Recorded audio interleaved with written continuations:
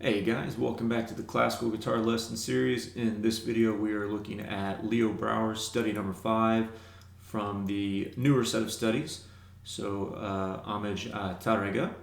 So real pretty piece, as he states in his side notes that this is kind of a precursor for the tremolo that we all know, the P-A-M-I. But the tremolo here is 3 notes and it's P-I-M.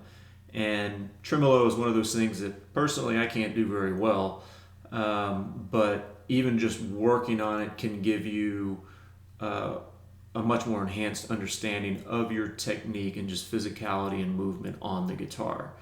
I found that to be true for myself working on tremolo and applying things that I would discover through that into everything else that I do on classical guitar.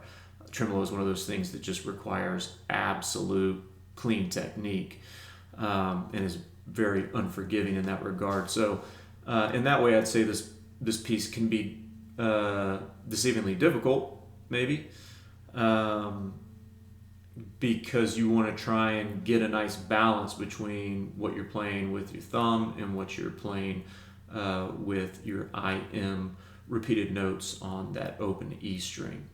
So what we're going to do here is we'll walk through the whole piece, but I'm expecting that you know how to read music. This isn't necessarily about telling you what the notes are. It's just giving you some technical guidance, some left-hand fingerings, because that's something that's huge with classical guitar. Or just guitar in general, we can figure out a number of ways to put things on the guitar, and it can make a big difference in terms of how easy or difficult something is to play. So maybe you're already working on this piece and you want some of that information. You'll find a useful fingering that you haven't been implementing. That's something that I think about a lot through every piece that I play, and will always make adjustments, even if it's a long piece and I'm 3-4 months down the road, still working on it and just kind of working on these little details. So highly recommend giving it that level of consideration. So left-hand fingerings, we'll do that in little chunks. One other thing that you want to pay attention to in this piece is the rhythm, of course. It jumps out of these 16th note triplets into 16th notes. So you'll see that time signature in the sheet music shifting all the time.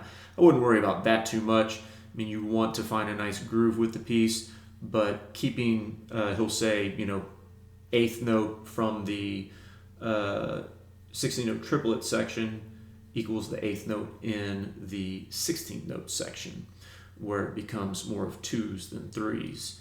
So that's something that you want to pay attention to. You'll hear in the way that I played it at the onset, I'm using some dynamics in certain spots and kind of pushing and pulling with my tempo depending on where those cadences are.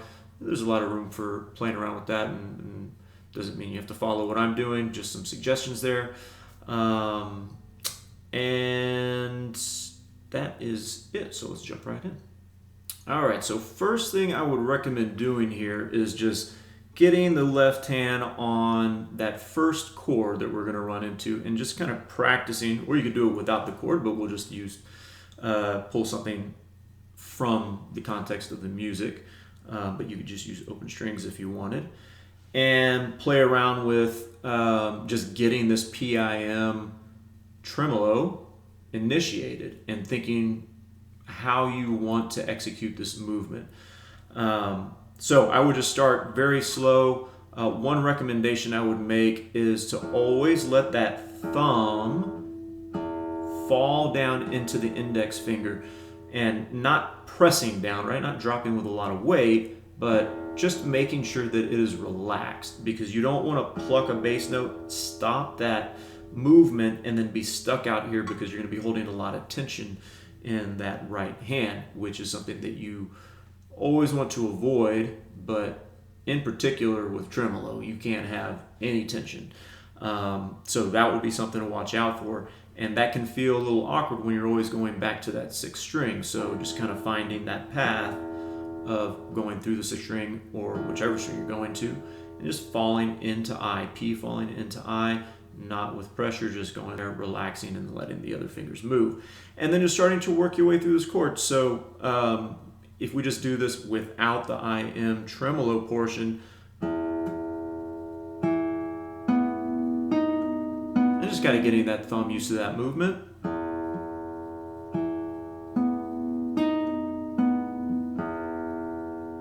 I'm trying to practice getting it to relax.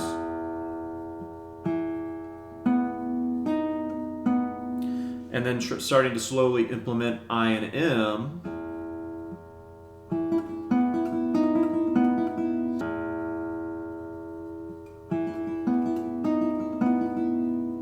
So you can see I'm keeping my thumb very close to that index finger. I'm really trying to enforce that and think about it as I'm playing, because we want that to be automatic and just eliminate as much tension as possible. So another thing that I would recommend is setting up your right hand or your plucking hand to where I is in front of the string, ready to follow through. Right? That's super important. You don't want to be positioned back. And this is also going to tie into a conversation of, if you go too fast too soon, you might start using the small joint excessively, where you're kind of pulling through the string or over preparing. So where preparing or preparation can certainly pay dividends at the end, you're not going to utilize that when you're playing it, right? You want to feel a little bit more free in your movement. So exercise caution when you're thinking about using preparation.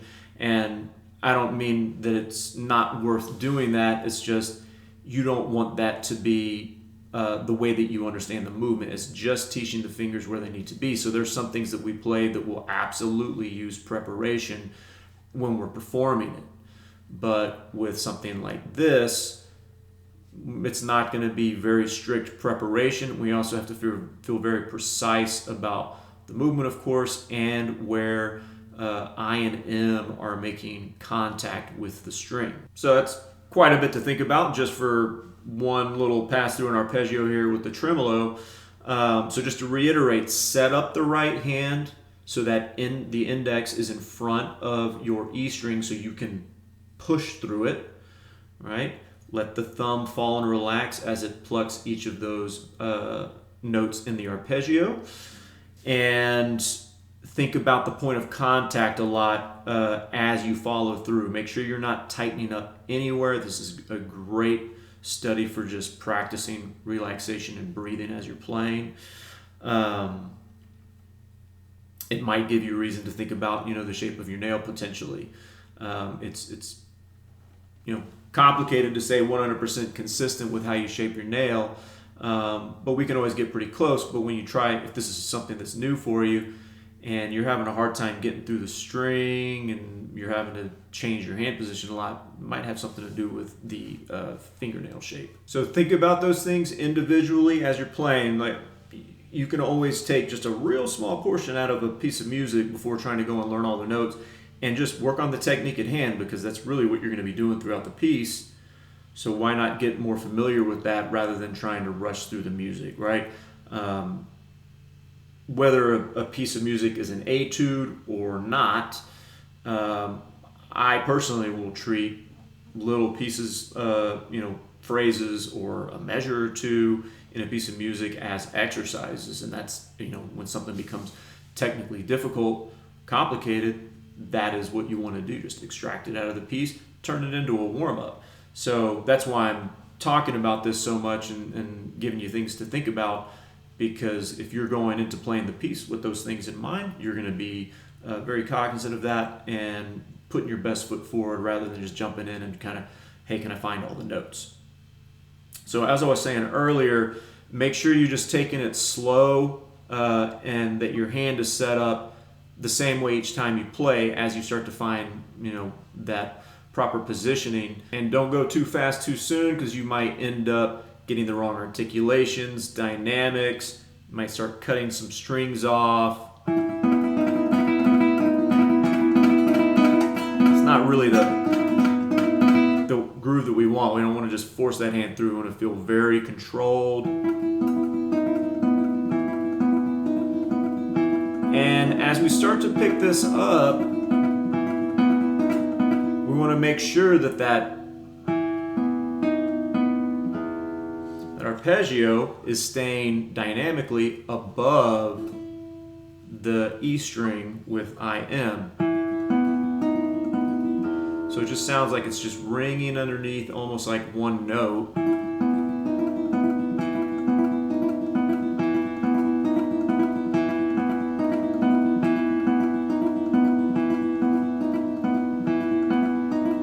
Just looking for consistency and different ways to walk yourself through getting into the proper mindset. Okay, so let's go through that whole first section and walk through the left-hand fingering now.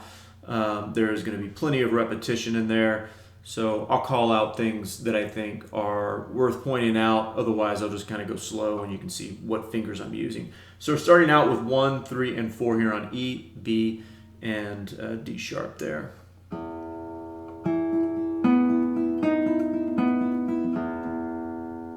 So that's the only one that I might consider just kind of holding my fingers in place because I can, and we want this stuff to kind of resonate and ring throughout. But for the majority of the other parts, we're going to be moving our fingers around. So I would say use your best judgment on what you think sounds best. So second iteration.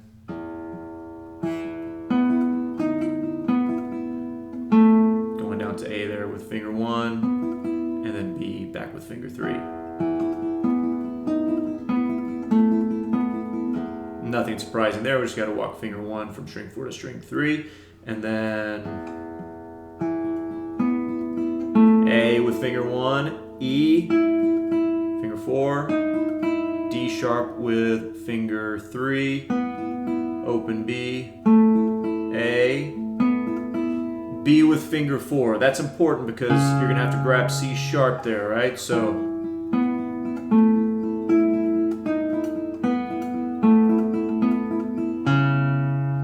and hold that. Let that resonate. 1, 4, 1, 4, 2 on C. 1, 4, 1, 4, 1, 4.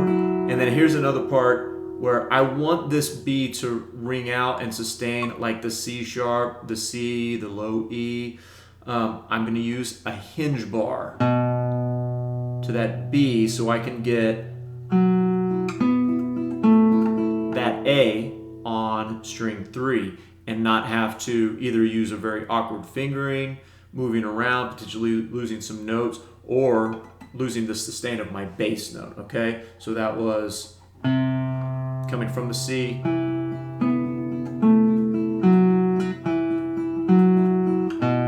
bar right there. I'm just gonna drop it in. 3, 4, 1, 3, 1, 3, 4, 3, back to the low E. Let me just walk through that sequence again without saying it out loud. I'll just play it.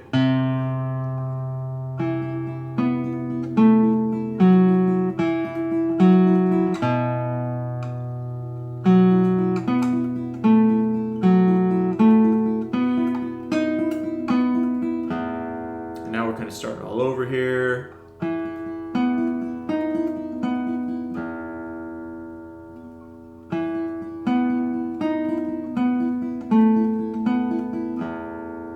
I'll repeat.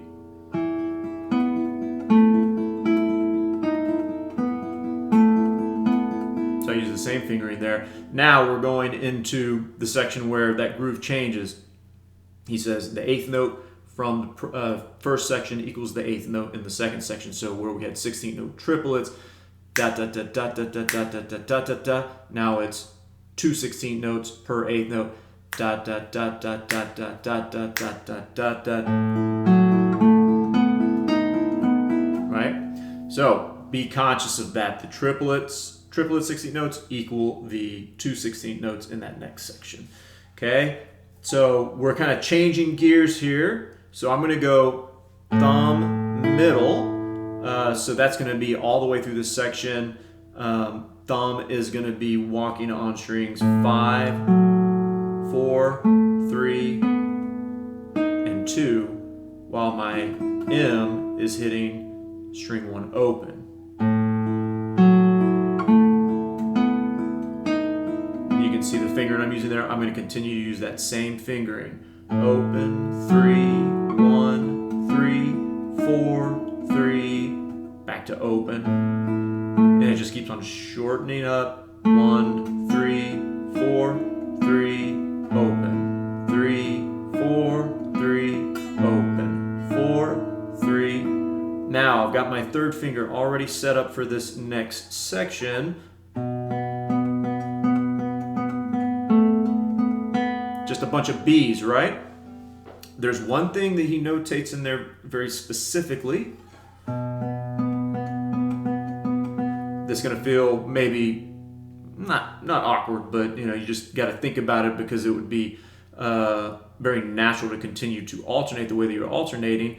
So we're going to go B on 5, 2, 3, 2, 3, 2, 3, 2. Then we got the A with the hammer. We hammer and then re-pluck that string 3B. Right here. Instead of open and back to string 3. Sounds a little different. Play around with it and you'll start to get hear the difference once you have it moving pretty quickly. Versus a little bit different. And you could slow down a little bit as you go to the second iteration of this. You could get a little ponticello. I think that's how I played it in the beginning. And then we're getting into the ritmico section where it gets super groovy and we can kind of pick up that speed a little bit.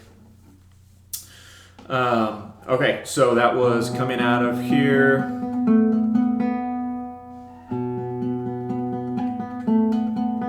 So we're going to stay right here in this position, and depending on where your playing's at, this section might take a little bit of just kind of thinking through, being methodical about it in terms of coordinating the hands and just understanding where we want emphasis. So just do it slowly. I'll walk you through my fingering here. Hammer, drop that third finger down to F sharp, and then we've got a pull off, and we want to play that a little shorter, so we just relax that finger.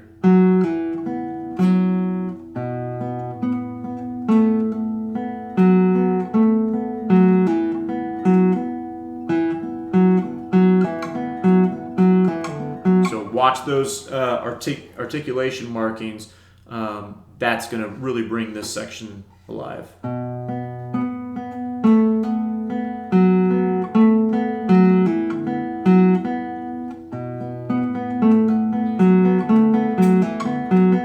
Okay. And then the second bit changes just a little bit here.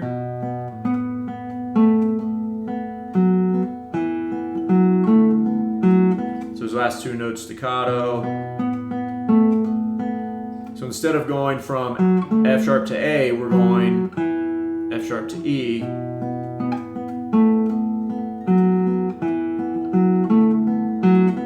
And I'm just pulsing those fingers. So those two riffs together.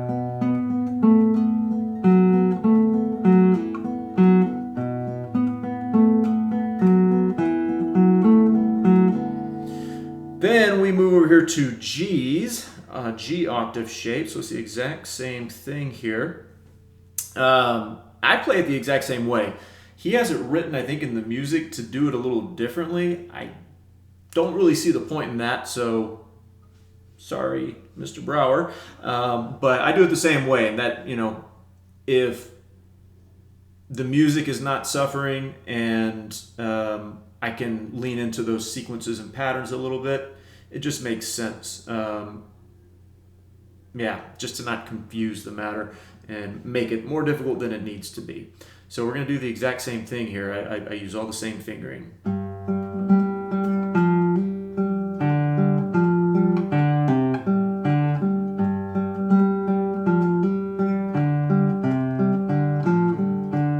So it's good to go over that and just kind of look at, okay,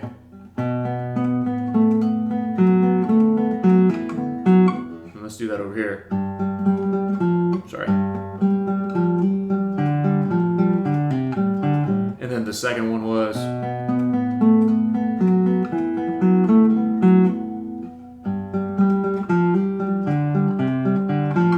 Okay, then we shift down here to F with finger 1, C with finger 3. My index finger is going to be, my I finger, sorry, is going to be plucking G, open string 3.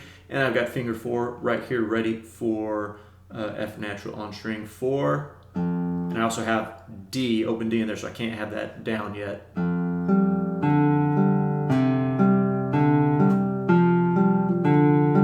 So the only thing that moves left-hand wise there is the pinky. Thumb is taking care of the majority of that, while index is taking care of the open G.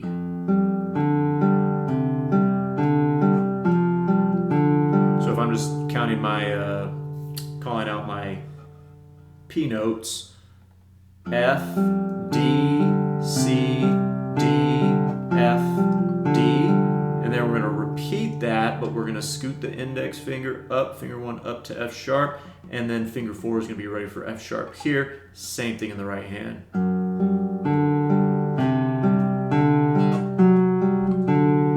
And finger 2 on G. So real quick again there.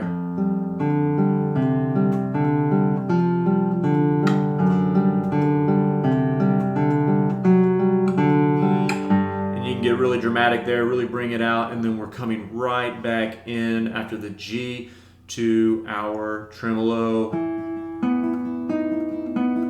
All repeat here, nothing's changing.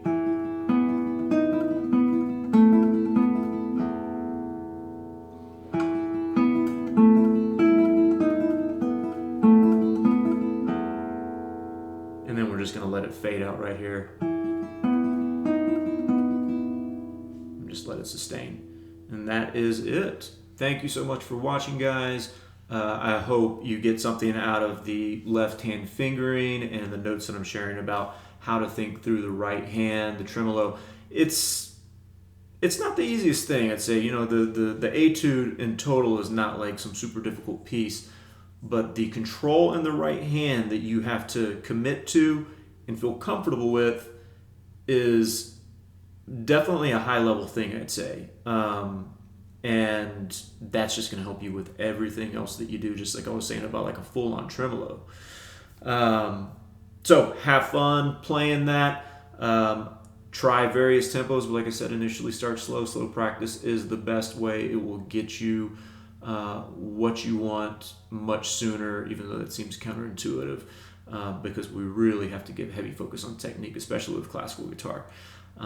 So hope you enjoyed it, and we'll see you in the next video. Thanks.